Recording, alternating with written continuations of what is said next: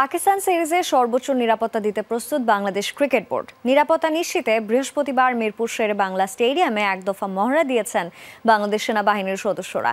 শুক্রবার হবে আরেক দফা মহড়া। বিসিবি বলছে সব সিরিজের মতো এই সিরিজেও নিরাপত্তার কমতি রাখবে না বোর্ড। যে কোনো সিরিজেই সফরকারী দলকে সর্বোচ্চ নিরাপত্তা দেওয়ার চেষ্টা করে বাংলাদেশ ক্রিকেট বোর্ড। পাকিস্তান সিরিজের আগে বৃহস্পতিবার সকালে হোম অফ ক্রিকেটে এক দফা বাংলাদেশ সেনাবাহিনীর মহড়া হয়েছে। শুক্রবার হবে আরেক দফা। পাকিস্তানের মতো বড় দলের বিপক্ষে সিরিজ বলেই কি বিসিবির বাড়তি সতর্কতা? আমাদের সব টুরই আমরা খুব security is the main concern থাকে, আমাদের প্রায়োরিটির এক নম্বরে থাকে।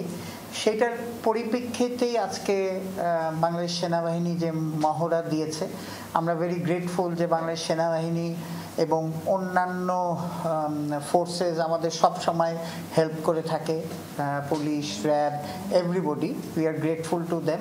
সো আমাদের যেটা মেইন ক্রাইটেরিয়া হচ্ছে যে অল সিরিজ ইজ সিকিউরিটির ব্যাপারে আমাদের টপ প্রায়োরিটি। সিরিজ চলাকালীন ঢাকায় হবে এশিয়ান ক্রিকেট কাউন্সিলের মিটিং। শোনা গেছে নিরাপত্তাজনিত কারণে সেই মিটিংয়ে সশরীরে উপস্থিত হবেন না বিসিসিআই কর্তারা, যুক্ত হবেন ভিডিও কলে। বাংলাদেশের রাজনৈতিক পরিস্থিতি কি এই বৈঠকে কোনো প্রভাব ফেলতে পারে? না, আমার তো মনে হয় না, কারণ আমাদের অল সিকিউরিটি এজেন্সিস, আমাদের সেনাবাহিনী সবাই খুব কোঅপারেটিভ, আমাদের কোঅপারেট করছে, আমরা গ্রেটফুল সেই জন্যে। তো সুতরাং আমরা কোনো সমস্যা আশা করি না, কারণ they have a foolproof plan. ভারতীয় বিভিন্ন গণমাধ্যমের রিপোর্ট অনুযায়ী নিরাপত্তায় ছিল ভারত ও বাংলাদেশের সিরিজ পেছানোর অন্যতম কারণ, যদিও দুই পক্ষ থেকেই অফিসিয়ালি নিরাপত্তার কথা বলা হয়নি।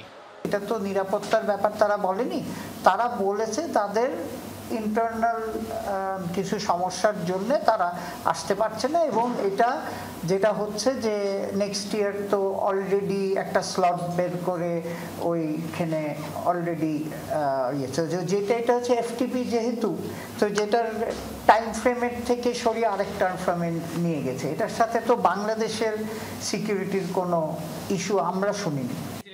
আগামী 20 এপ্রিল থেকে শুরু হচ্ছে পাকিস্তানের বিপক্ষে বাংলাদেশের 3 ম্যাচের টি-20 সিরিজ। পরের 2 ম্যাচ 22 ও 24 তারিখ। আফনান পিয়াল, যমুনা স্পোর্টস, ঢাকা।